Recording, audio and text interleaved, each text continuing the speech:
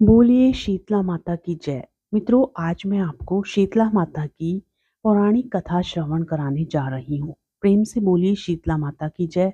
मित्रों, यदि आपको कथा पसंद आए तो प्लीज़ वीडियो को लाइक ज़रूर करें और साथ ही कमेंट बॉक्स में जय शीतला माता ज़रूर लिखें। शीतला माता आपकी हर मनोकामना को पूर्ण करें। कथा को पूर्ण निष्ठा और विश्वास के साथ शुरू से अंत तक श्रवण करें, बीच में अधूरा ना छोड़ें। एक गांव में ब्राह्मण दंपति रहते थे। दंपति के दो बेटे और दो बहुएं थी। दोनों बहुओं को लंबे समय के बाद बेटे हुए थे। इतने में शीतला सप्तमी का पर्व आया। घर में पर्व के अनुसार ठंडा भोजन तैयार किया। दोनों बहुओं के मन में विचार आया कि यदि हम ठंडा भोजन लेंगी तो बीमार होंगी। बेटे भी अभी छोटे हैं। इस कुविचार के कारण दोनों बहुओं ने तो पशुओं के दाने तैयार करने के बर्तन में गुपचुप दो बाटी तैयार कर ली। सास बहू शीतला माता की पूजा करके आई। शीतला माता की कथा सुनी। बाद में सास तो शीतला माता के भजन करने के लिए बैठ गई। दोनों बहुएं बच्चे रोने का बहाना बनाकर घर आईं। दाने के बर्तन से गरम गरम रोटला निकाले, चूरमा किया और पेट भरकर खा लिया। सास ने घर आने पर बहुओं से भोजन करने के लिए कहा। बहुएं ठंडा भोजन करने का दिखावा करके घर के काम में लग गई। सास ने कहा, बच्चे कब के सोए हुए हैं, उन्हें जगाकर भोजन करा लो। बहुएं जैसे ही अपने अपने बेटों को जगाने गई तो उन्होंने उन्हें मृत पाया। ऐसा बहुओं की करतूतों के फलस्वरूप शीतला माता के प्रकोप से हुआ था।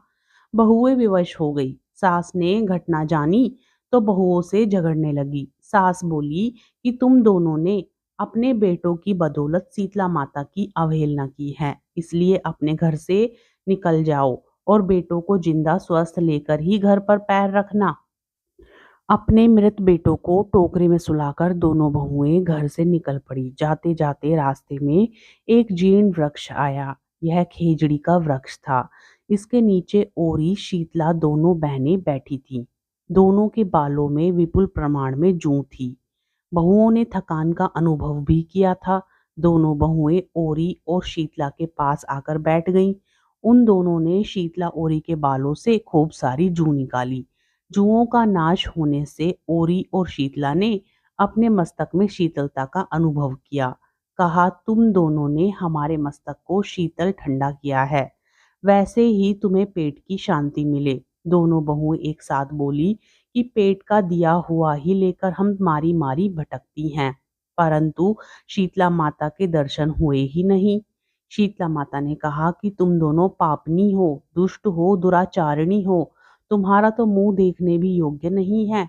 शीतला सप्तमी के दिन ठंडा भोजन करने के बदले तुम दोनों ने गर्म भोजन कर लिया था।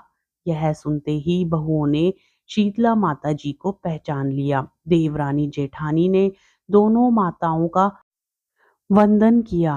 गिड़गिड़ाते हुए कहा कि हम दोनों भोली भाली हैं, अनजाने में गरम खाना खा लिया था। आपके प्रभाव को हम जानती नहीं थी। आप हम दोनों को क्षमा करें। पुनः ऐसा दुष्कृत्य हम कभी नहीं करेंगी। उनके पश्चाताप भरे वचनों को सुनकर दोनों माताएं प्रसन्न हुई। शीतला माता ने मृतक बालकों को जीवित कर दिया। बहुएं तब बच्चों के साथ लेकर आनंद से पुनः गांव लौट आईं। गांव के लोगों ने जाना कि दोनों बहुओं को शीतला माता के साक्षात दर्शन हुए थे। दोनों का धूमधाम से स्वागत करके गांव में प्रवेश करवाया। बहुओं ने कहा, हम गांव में शीतला माता के मंदिर का निर्माण करवाएंगी। चैत्र महीने में शीतला सप्तमी के दिन मात्र ठंडा खाना ही खाएंगी। शीतला माता ने बहुओं पर जैसी अपनी दृष्टि की वैसी सब पर करे। श्री शीतला माँ सदा हमें शांति, शीतलता तथा आरोग्य दे। बोलिए शीतला माता की जय। शीतले त्वं जगन्माता, शीतले त्वं जगत पिता, शीतले त्वं जगत धात्री, शीतलाई नमो नमः। बोलिए श्री शीतला माता की जय। अब सुनिए श्री शीतला माता की दूसरी पौराणिक कथा। एक बार एक राजा के इकलौते पुत्र को शीतला निकली, अर्थात चेचक निकली। उसी के राज्य में एक काछी पुत्र को भी शीतला निकली हुई थी। काछी परिवार बहुत गरीब था, पर भगवती माता का उपासक था। वह धार्मिक दृष्टि से जरूरी समझे जाने वाले सभी नियमों को बीमारी के दौरान भी भली भांति निभाता रहा। घर में साफ सफाई का विशेष ख्याल रखा जाता था। नियम से भगवती की पूजा होती थी। नमक खाने पर पाबंदी थी।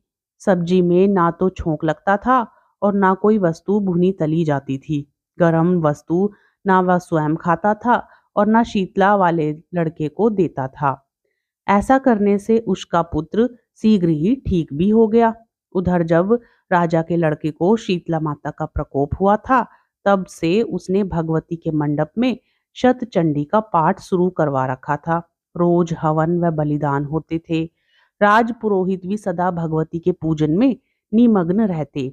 राजमहल में रोज कड़ाही चढ़ती, विविध प्रकार के गरम स्वादिष्ट भोजन बनते। सब्जी के साथ कई प्रकार के मांस भी पकते थे। इसका परिणाम यह होता कि उन लजीज भोजनों की गंध से राजकुमार का मन मचल उठता। वह भोजन के लिए जिद करता। एक तो राजपुत्र और दूसरा इकलौता, इस कारण उसकी अनुचित जिद भी पूरी कर दी जाती थी। इस पर शीतला का कोप घटने के बजाय बढ़ने लगा।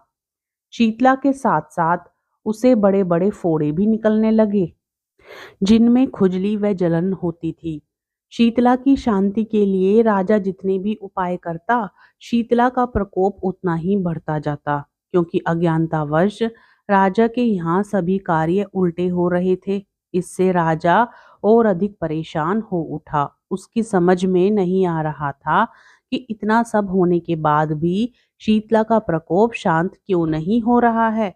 एक दिन राजा के गुप्तचरों ने उन्हें बताया कि काछी पुत्र को भी शीतला निकली थी, पर वह बिल्कुल ठीक हो गया है।